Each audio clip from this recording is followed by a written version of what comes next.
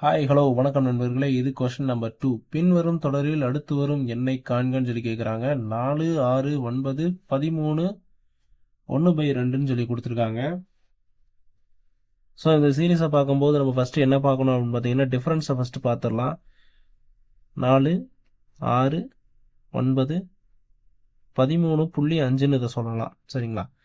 So இப்போ இதுக்கான difference என்ன அப்படின்னு பார்த்தீங்கன்னா இதுக்கு வந்து 2 இருக்குது, இதுக்கடையில் 3ங்கிறது இருக்குது, ஸோ இதுக்கடையில் 4.5ங்கிறது இருக்குது. ஸோ இந்த இந்த மூணு நம்பர்ஸ்க்கு ஒரு காமன் இருக்குது. அது என்ன அப்படின்னு பார்த்தீங்கன்னா 2 × 1.5ங்கிறது 3. ஸோ 3 × 4.5ங்கிறது 3 × 1.5ங்கிறது 4.5. ஸோ அப்போ இதே மாதிரி தான் அடுத்த நம்பர் வரும். அடுத்த நம்பர் வந்து 4.5 × 1.5.